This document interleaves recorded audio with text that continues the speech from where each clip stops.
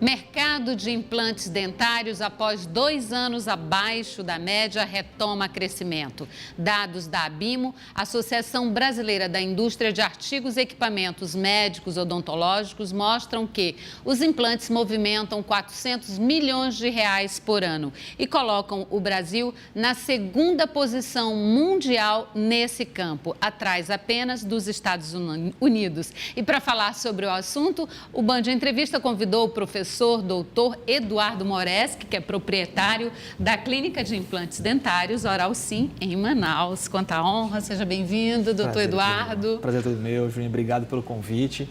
Sempre um prazer estar aqui na Band, conversando com todos que estão nos assistindo agora e principalmente falando de um tema que eu sou apaixonado, né? Que são os implantes dentários. Com tanto tempo na área, né? Eu sei que o senhor a sua agenda é repleta de cirurgias diárias, então abrir um espaço na sua agenda, eu sei o quanto foi difícil, mas nós agradecemos, até pela importância do tema que, se falando de Brasil, eu fiquei impressionada com os índices que são muito altos negativamente de pessoas sem dentes, né? Exatamente. Então vamos falar primeiramente, não vou chamar de senhor, muito jovem, 39 anos.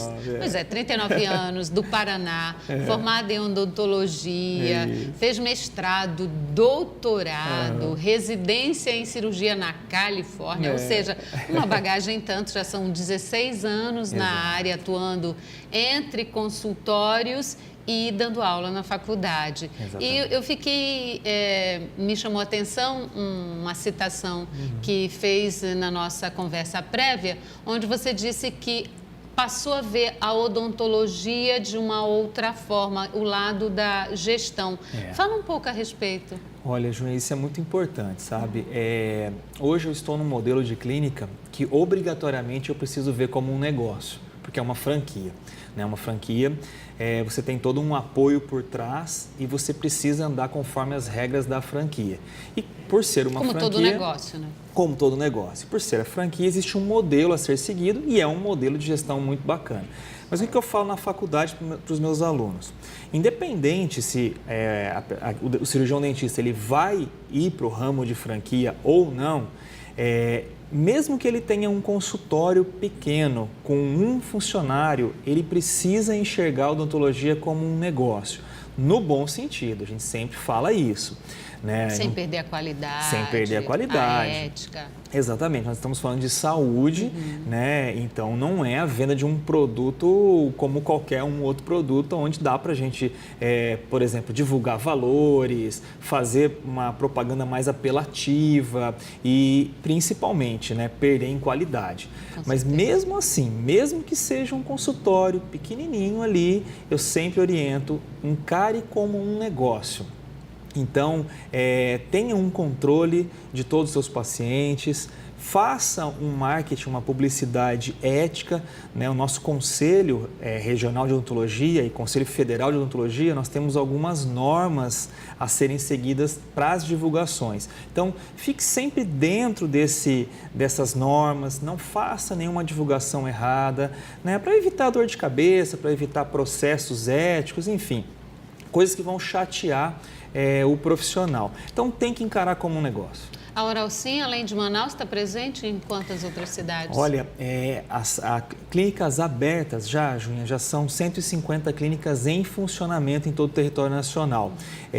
Tem mais 50 clínicas a abrir, porque leva um certo tempo até fazer a adequação do ponto, existe todo um manual que a gente tem que seguir quando nós vamos montar uma Oral Sim, uma clínica, né?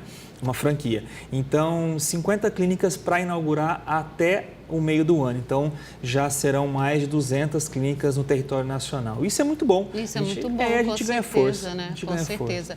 Agora, você trabalhava no Paraná, tinha um consultório, uma vida e tal, quando recebeu o convite para vir para Manaus. Exato. Está sendo uma boa experiência? Olha, fantástica, Ju, fantástica. Eu tinha essa missão, né? Eu tenho essa missão, que é trazer aqui para a região norte. Né? A franquia surgiu no norte do Paraná, muito próximo da cidade onde eu nasci. Eu nasci em Maringá, a franquia surgiu em Londrina, 100 quilômetros, né? E cresceu muito ali, estado do Paraná, São Paulo, Santa Catarina, Rio Grande do Sul. Mas faltava profissionais para vir, para desbravar o Norte e Nordeste.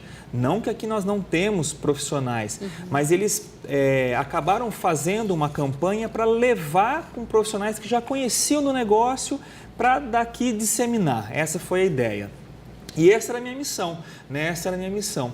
E bem rapidamente, não faz parte do tema, uma das outras, eu vim para Manaus também para realizar um grande sonho meu, que era servir as Forças Armadas. E eu tive essa chance, né? Eu já, apesar de um curto, na aeronáutica. Eu servi a aeronáutica, foi muito rápido, mas é o que eu queria. Eu queria ter essa chance de servir as Forças Armadas e eu tive essa chance também como dentista, como cirurgião. E eu já uni o útil ao agradável, mas hoje a minha missão é fazer com que essa clínica aqui de Manaus, ela prospere e abram outras. Essa é a nossa missão. Que ótimo. Agora, é até compreensível esse universo de crescimento da Oral Sim, assim como também de outras clínicas, dado as informações que se tem da própria ABIMO, né, que é a Associação Brasileira da Indústria Médica, Odontológica, Farmacêutica, enfim, sobre esses dados de pessoas sem dente no Brasil. Eu mesma fiquei surpresa quando vi as informações e é compreensível o aumento e o crescimento, né? Júnior, você sabe que sobretudo no Brasil, outras partes do mundo também, passou por uma fase de odontologia onde se fazia muito pouco prevenção. Era uma odontologia que visava extrair o dente. Pois né? Um processo da odontologia do passado. Agora, dados, a Pesquisa Nacional de Saúde Bucal do Ministério da Saúde mostra que aos 28 anos de idade, os brasileiros, em média, já perderam 5 dos 32 dentes. Aos 42 anos, essa proporção de alguma falha nos dentes chega a 35%. Exatamente. E aos 50 anos de idade, essa proporção pode superar os 50%. Eu fiquei impressionada. Por que essa razão? Qual a razão desse índice tão elevado? A saúde bucal não é priorizada por grande parte da população brasileira? Também. A gente sabe que teve a culpa da odontologia do passado, a gente tem que colocar essa culpa. Não podemos condenar faculdades no passado, profissionais do passado, porque a visão era essa, a visão era tirar dente. Né? Então não é raro chegar lá na clínica, Júnior, uma senhora de 80 anos e dizer que aos 16, aos 17 anos o pai levou num dentista e pediu para tirar todos os dentes para casar. Para não dar problema, para não dar nenhum tipo de gasto para o marido, como se isso fosse um dote, né? Como se isso fosse algo bom. Então, e o dentista tirava, né? Hoje isso é considerado um crime, né? Você não pode errar um diagnóstico de uma extração que é considerado um crime. Hoje assim, é o último dos últimos dos casos. Nós não somos treinados, apesar de eu ser um dentista relativamente jovem, né, formado há 16 anos, eu não fui treinado para tirar dentes. Eu falo isso abertamente para os meus pacientes, né? No sentido assim que não visou. Claro que nós tivemos todas as disciplinas para aprender a tirar, né? Como hoje em dia tem. Hoje eu ensino isso na faculdade. Os alunos precisam aprender a tirar os dentes, mas não pode ser como primeira opção como era no passado, né? E a saúde, de uma forma geral, a saúde bucal no país, de uma forma geral, começou a copiar modelos da Europa, dos Estados Unidos, que visa muito a prevenção, que é muito mais barato, né? E hoje a gente pode dizer que existe sim no Brasil uma política pública de saúde bucal muito boa, né? Que visa essa qualidade na prevenção, orientação de higiene bucal, né? Então, vários fatores foram mudando de acordo com o tempo, que hoje em dia a gente vê que as crianças perdem menos dentes. Mas eu não digo nem em relação aos órgãos institucionais, governamentais, enfim. Eu falo das pessoas também. Mesmo. Elas priorizam medicamentos, priorizam academia, priorizam alimentação. E a questão do acompanhamento ao dentista fica não sendo prioridade, fica para quando tiver dinheiro. Também existe um pouco aquele receio, é caro, eu não vou...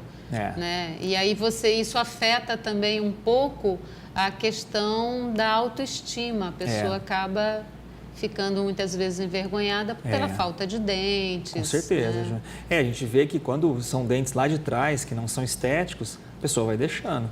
Ela chega na clínica, dá para salvar aquele dente, ela pede para tirar, né? O que eu sempre oriento, novamente eu coloco o exemplo que eu falo para os meus alunos. Não extraia. Se você não tem indicação, né, não extraia, mesmo que o paciente queira, porque às vezes é mais caro você salvar um dente, sabe, Júnior? Às vezes você tem que fazer um canal daquele dente, você tem que fazer uma restauração, uma prótese sobre aquele dente, pode ficar um pouco mais caro. Então a pessoa pede para tirar, né? Não é um dente que está aparecendo mesmo, então vamos tirar, né? E não é esse o caminho, a gente sabe que tirar o dente só em últimos casos. Mas como passou por essa fase, como existe sim essa cultura que você mencionou, né, que as pessoas realmente priorizam outras coisas. Era um processo antigo, né? A odontologia do passado, processo de extração. Exatamente.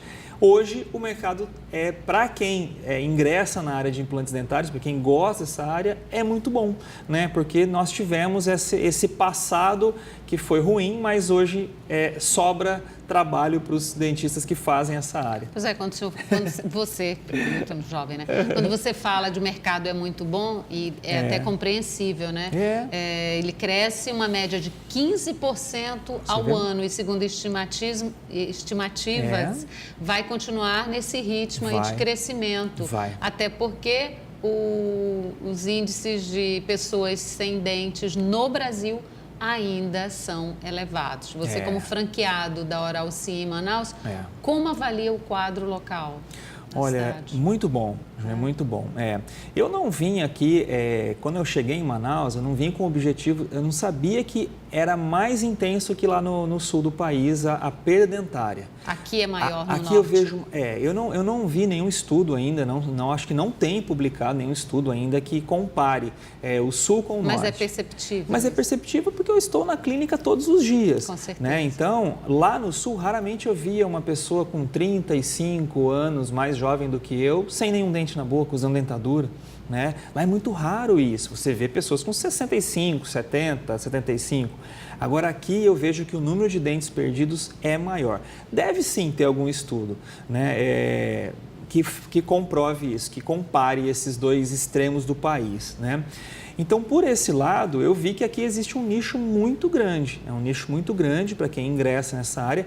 Haja visto que o plano da franqueadora, da minha franquia, é abrir mais clínicas na cidade. Uma só, eles entendem que vai chegar um momento que vai ser pouco. Eles querem de 2 a 3 clínicas a mais aqui, unidades, né?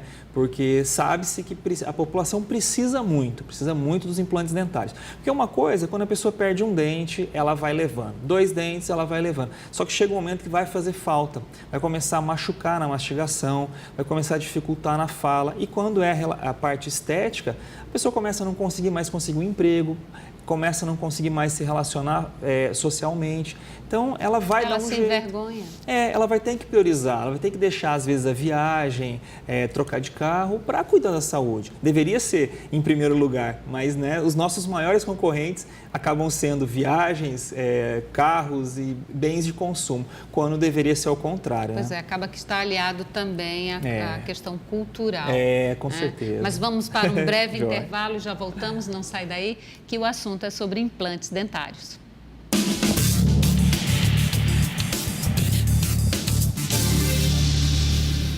E voltamos nesse bate-papo com o professor doutor Eduardo Moreschi, da Clínica de Implantes Dentários Oral Sim. Mas estávamos falando sobre a questão da situação do quadro local. Né? Aqui no norte, o índice de pessoas sem dentes é aparentemente maior do que no sul.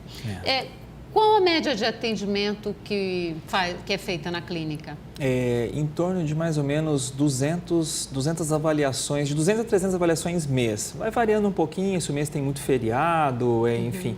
Mas umas 300 avaliações mês e aproximadamente uns 40 casos novos mês. De pacientes que vão lá e fecham o contrato conosco e começam o seu tratamento conosco. Para implante. Para implantes dentários. Quantos cirurgiões dentistas fazem parte da sua equipe hoje? Atualmente, Júnior, eu tenho 6 profissionais, cirurgiões dentistas.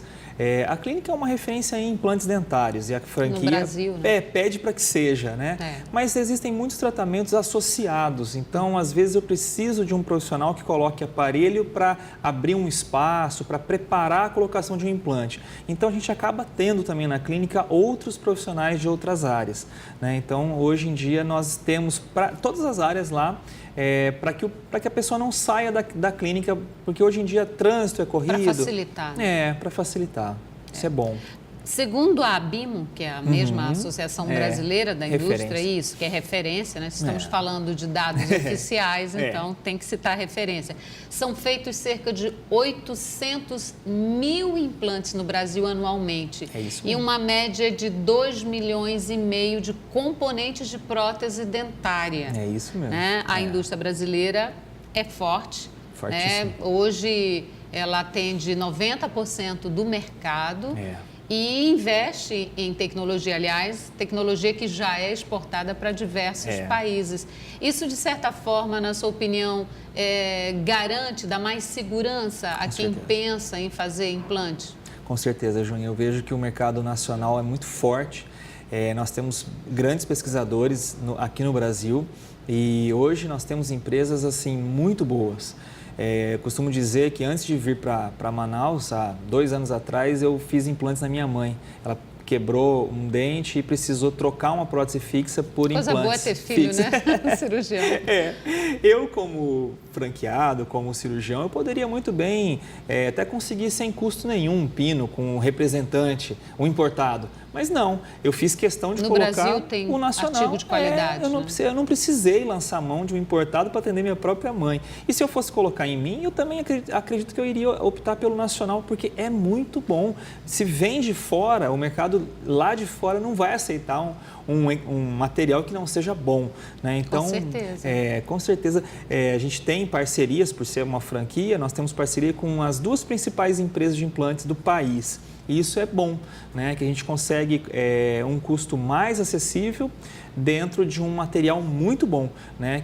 Que o implante nacional não deixa a desejar em nada para o importado. A odontologia avançou muito. Hoje, como é o processo do implante? Ainda tem muita gente com medo. Tem, muita gente com medo, Júnior. Fale um pouco sobre esse bicho-papão que amedronta tanta gente, né?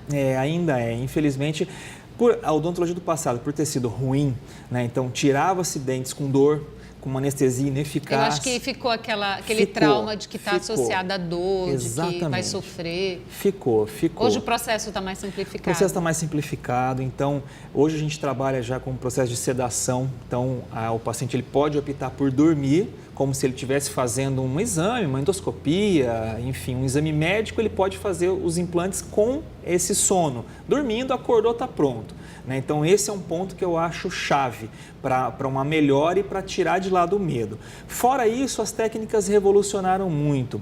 Então, em alguns casos, claro que não são todos, depende de uma avaliação, a gente não corta mais para fazer o implante.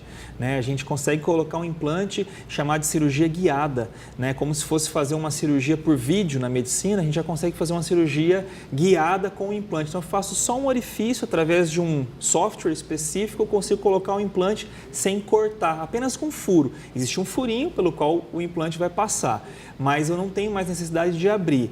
Quando precisa fazer algum enxerto ósseo, alguma coisa, ainda tem a gente isso, abre. Porque tem pessoas que não têm, já perderam os dentes há muitos anos, e aí não tem osso, e aí é que entra com a técnica de enxerto. Do enxerto ósseo. O osso, quando ele não sofre... E também é simples? É muito simples. Hoje em dia é muito simples. Hoje em dia a gente já tem materiais que já vem pronto. Às vezes a gente tem que tirar do próprio paciente um pedacinho de osso, mas a gente já tem materiais que vêm pronto. Então, as cirurgias ficaram menos invasíveis, mais rápidas e com um sofrimento menor para o paciente que faz. Então, é muita revolução que acho que só vem em benefício de quem precisa, que é o paciente, né? Tá certo. Segundo publicação do DCI, que é o Diário do Comércio, Indústria e Serviços, existem, pasmem, 50 milhões de brasileiros que precisam ou que já perderam dentes e precisam de algum tipo de prótese. É um número elevadíssimo. Um mercado aí favorável e é por isso que tantas clínicas oferecendo serviços, né? A cada dia aparece mais. Mas qual a recomendação que o senhor daria para quem precisa desse tipo de atendimento e que cuidados deveria tomar antes de tomar a decisão? Né? Legal. Olha, eu acho assim, o primeiro procurar um profissional qualificado, né, que tenha uma formação boa, né? Eu sempre oriento, como eu sou professor universitário também, eu acabo defendendo a bandeira da universidade. Então, se a pessoa não tem condições, mas precisa muito fazer o implante dentário, hoje em dia nós temos faculdades com cursos muito bons, né? Então, a pessoa precisa do implante. Quem usa uma dentadura sabe o quanto é duro não poder mastigar, não poder muitas vezes comer determinados alimentos. Então, procure um tratamento adequado com um profissional habilitado, mas não tenho condições, doutor.